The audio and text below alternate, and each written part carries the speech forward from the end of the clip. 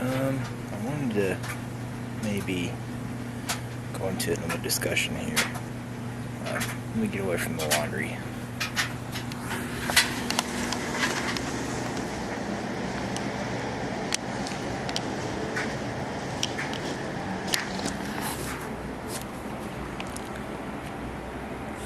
Okay, maybe this is away from the laundry enough. If you can hear me. I'm downstairs. It's like 4 o'clock in the morning, and I'm doing the laundry, and I have no pants or no shirt on, so I'm kind of at a loss for what to do right now. I can't really go upstairs right now because I have no pants or shirt on. My sister is upstairs, but I want to talk about this whole thing of deontology. This whole this whole thing of deontology I discussed earlier. It has to do with if you read the chapter in the Oxford Handbook of Ethical Theory, if you read the part in there about that has to do with deontology, not the Kantian chapter, but the deontology chapter, you will see that the guy who wrote that, I can't remember his name, he uses a term called common sense morality. I want to talk about that a little bit right now. I want to talk about common sense morality because common sense morality, I want to think about common sense, about what we all have as common sense right now. What we all have as common sense. When I think of common sense, I think of what we all know, what we all can commonly understand is to be a basic idea or basic understandings that we've grown as a society, or that we've grown to understand these certain things as a group of people with interactions between each other. So when I think of common sense, I think it's common sense that tigers are striped. It's common sense that if you drop something from a pie, it will fall to the ground. It's common sense like that. But when I think of common sense, I think more about what we should and should not do.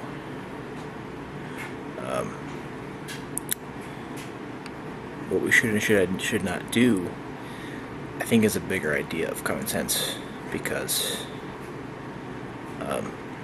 common sense is mostly what we know is true, or what we know should be true, or what we know that we should do or should not do. Common sense is it's sort of how we all know we should act. That's what common sense is. With respect to morality, morality, I think, is how we all know we should. This is basically our common sense, unwritten law for how we interact with each other. It's common sense, that is. We have these unwritten laws or unwritten rules for how we are to interact with each other, which do have duties and constraints and things that we are allowed to do but are not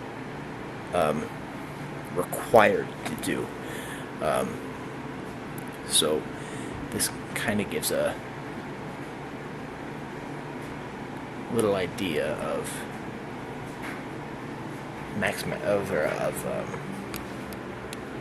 common sense. But I don't know, when I think about common sense and morality together, because I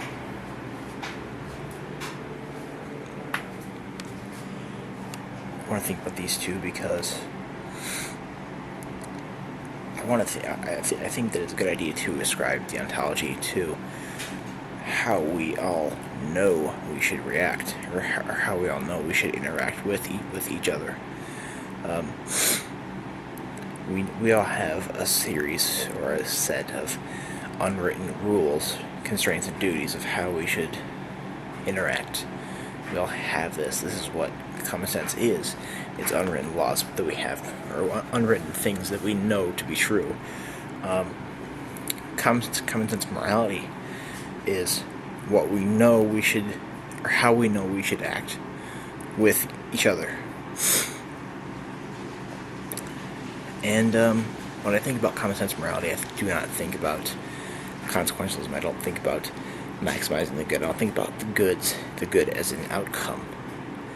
I don't think about any of that. I think about constraints and duties. The only thing that is unwritten law about that makes common sense morality is constraints and duties, such as if you see somebody passing through the hall, they drop their books, they drop all their stuff that they were holding. If you are one who participates in common sense morality, it would be well for you to go and pick the books up, or help her gather her things, help him gather his things. It would be common sense morality for you to do that.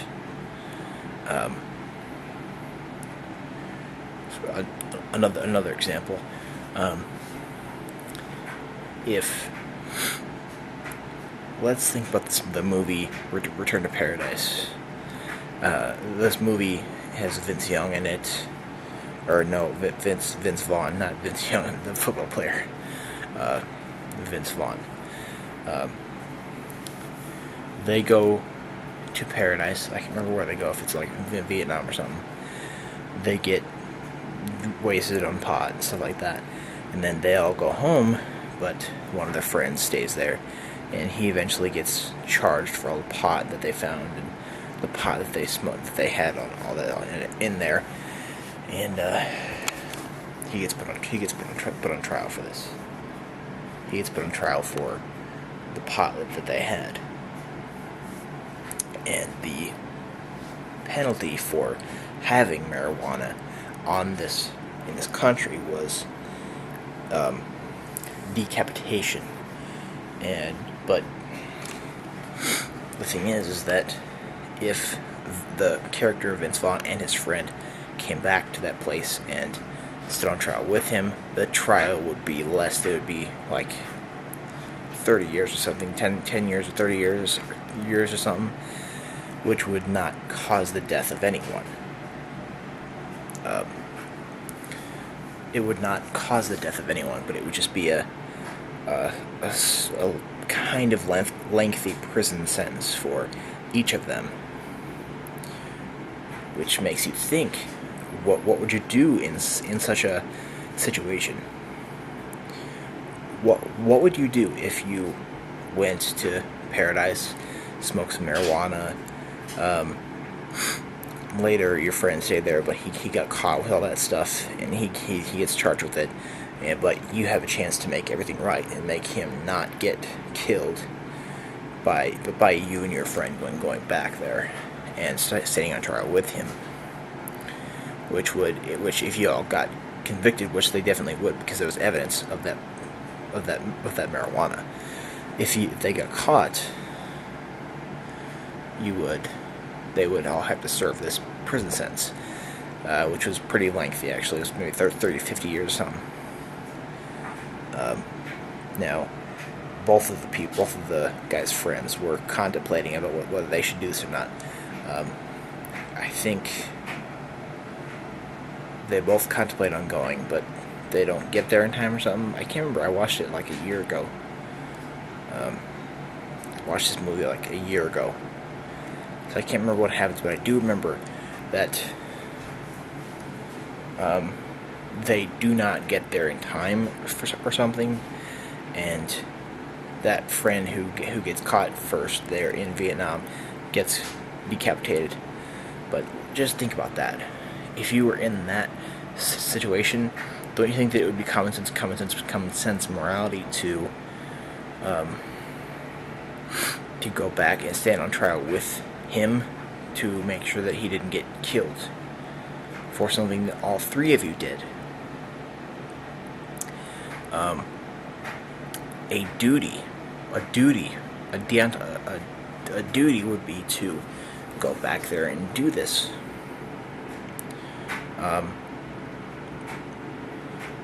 It would be common sense morality to do this. It would be common sense to do this.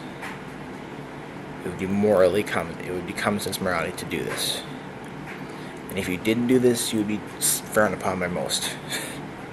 Even though if you asked them if they would do it, they probably wouldn't do it either. But they would frown upon you. But just think about things like that, and think about this. I'm just saying this because I want to think about how common sense morality is deontology, basically. But yeah, you can think about that more. About that big ethical question about whether you think that, about how much constraints and duties you think common sense morality has. Now, that actually makes me want to talk more about what level of common sense, what level of constraints and duties do you think that common sense morality really has, or what do you think it has? How strong do you think common sense morality is? How constraining or how obligatory do you think that common sense morality will make you? If you participate in common sense morality, and I think it's not that high actually, because you just have these things. It's a very unwritten law, and if you have something that's unwritten law like that, it's not going to be a very high thing. It's not going to be a very constraining or obligatory thing if it's an unwritten law that we all can understand and know about each other. And I think it's actually debatable about whether the whole return to paradise thing, as if one should go back and do that or not. That's actually ethically debatable, but just my thoughts about deontology and common sense. Thank you.